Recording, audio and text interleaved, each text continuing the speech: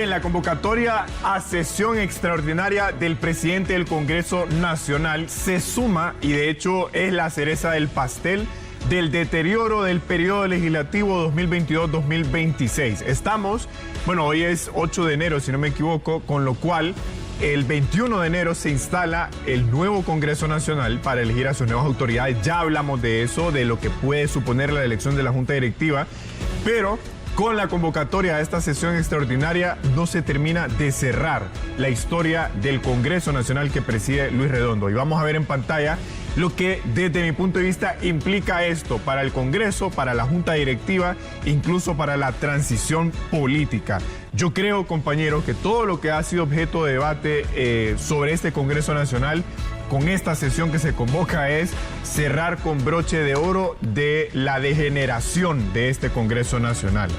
Primero, entonces, explicar por qué se da la convocatoria. Después de las elecciones generales, el presidente del Congreso Nacional insistía que si no se daba la declaratoria y el escrutinio, que es verdad que la Constitución dice que si el CNE no hacía el escrutinio y no hacía la declaratoria, el Congreso Nacional podía entrar. No obstante, la declaratoria se hizo tanto a nivel presidencial, diputados y alcaldes, algunas de las cuales están siendo objeto de judicialización y así lo manda la ley. Pero recordemos que el planteamiento del presidente del Congreso Nacional se da en un enfrentamiento que mantienen abierto desde el 1 de noviembre la Comisión Permanente y el Pleno de Diputados del Congreso Nacional. Ahora, yo considero que la convocatoria se da, además de que a este punto, después de los resultados que tuvo el Partido Libre en el proceso electoral, en la medida en que pase el tiempo, la Comisión Permanente deja de tener el reconocimiento político, no solo del Pleno, sino de otros actores fuera del Congreso Nacional.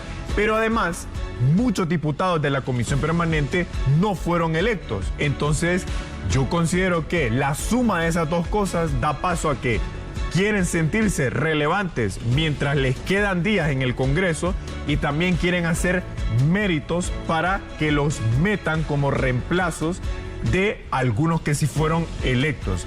Y yo planteo que el presidente del Congreso Nacional es el primero que quiere lograr eso. Es decir, él ha replicado el discurso del coordinador de Libre, Manuel Zelaya, y de la candidata presidencial, Rixi Moncada, de no reconocer los resultados electorales. Cabe destacar que él, siendo presidente del Congreso Nacional, al desconocer los resultados del CNE, que como digo, de todas maneras están siendo algunos casos judicializados, sí puede constituir delitos. Pero él está dispuesto a correr ese riesgo y pagar ese precio con tal de que lo puedan meter en el Congreso Nacional, considerando que no fue electo en las elecciones generales del 30 de noviembre. Ahora, en este momento, y yo sí comparto que, la declaratoria presidencial, entiendo que no fue admitido los recursos de apelación que presentó el Partido Liberal, pero en el nivel legislativo y municipal sí están siendo objeto de revisión, sobre todo en el caso del Distrito Central, con lo cual el Congreso Nacional no tiene nada que meterse en este momento en analizar la declaratoria de elecciones. En cualquier caso, eso es facultad del Tribunal de Justicia Electoral. Ahora, ¿por qué muchos de estos diputados, al margen de lo que hablamos ayer, que algunos quieren entrar al Congreso para entrar en la disputa de la Junta Directiva, pero hay otros que quieren entrar por la inmunidad legislativa? Es decir, pierden la condición de diputados, quedan expuestos de ser investigados y judicializados por los delitos que pudieron haber cometido en el cargo. Ahora, aquí hay un punto importante para la sesión de hoy. La ley orgánica del Poder Legislativo dice, el quórum se constituye con la mitad más uno, pero también dice que si no están los diputados propietarios, el presidente del Congreso puede integrar suplentes, pero del mismo partido político, para integrar quórum. Yo creo que los diputados de la oposición van a ir, pero van a ir por el precedente que se sentó en enero y febrero de 2022. Cuidar el curul. De meter suplentes de otro partido distinto al cual pertenece el propietario que no está, para llegar al quórum. Entonces, ¿qué va a pasar si eso ocurre? Bueno, que hay quórum, pero no van a aprobar nada porque para aprobar lo que sea que quiera someter a discusión el presidente del Congreso Nacional en materia electoral se ocupa mayoría calificada y no van a tener los votos. Entonces eso va a quedar ahí. Pero yo les digo algo y con esto cierro, que me parece hasta cierto punto ilógico y absurdo que, viendo cómo se está moviendo el mundo políticamente y sobre todo cómo está actuando Estados Unidos, que ya advirtió que si no hay un respeto de los resultados, ellos van a seguir tomando acciones. Entonces, ojalá que haya sensatez en el Congreso y que si se instala la sesión, bueno, que ahí las mayorías hablen, pero que no se entorpezca la transición política, compañeros. Así que veremos si se hacen presentes los partidos de oposición, qué decisiones toman, pero yo creo que el Congreso ya no tiene nada que estar haciendo en materia electoral. Así que usted... Esto es como la última jugada del Partido Libre. Sí. Del oficialismo. La última.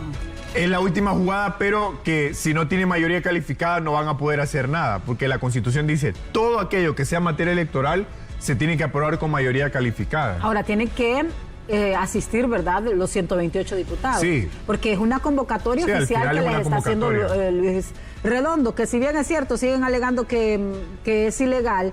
En los 2 años que eligieron la nueva junta, todos lo ratificaron. Sí, votaron, exacto. Todos lo y ratificaron. además decía que les conviene más ir, porque al ir pueden bloquear cualquier cosa por tener mayoría, la oposición. Entonces, estratégicamente es mejor ir. Me parece también imprudente que se esté llamando a los colectivos al tiempo que llegarán los... Es imprudente porque ahí lo que se puede crear es un conflicto.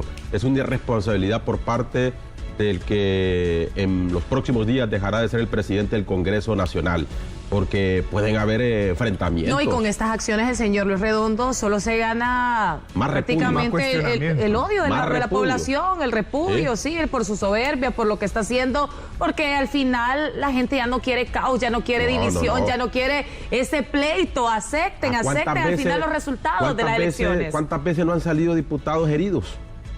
Cuando se ha llamado a los colectivos a crear más bien caos, no, más bien que dialoguen tranquilamente dentro, en el hemiciclo, del Congreso, claro. Porque para eso son elegidos, para que ustedes puedan dialogar, puedan consensuar, debatir en el hemiciclo legislativo, adentro. Pero es que el señor Luis Redondo nunca logró ni los consensos, nunca logró tener un Congreso que le apoyara, inclusive, por eso fue uno de los congresos más improductivos en la historia de Honduras.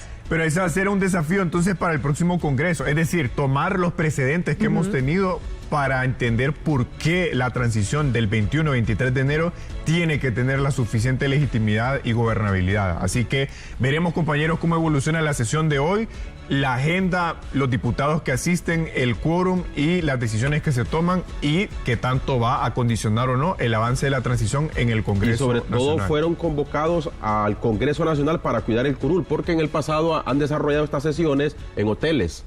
Sí. Entonces, precisamente eso, para cuidar el curul, para que no se vayan a tomar algunas decisiones en pleno con suplentes. Sí, los diputados propietarios, correcto. Así que, bueno, siga usted en sintonía de HCH Matutino, que mis compañeros, además de seguir celebrando el triunfo de anoche, tienen más noticias para usted. Buenos días.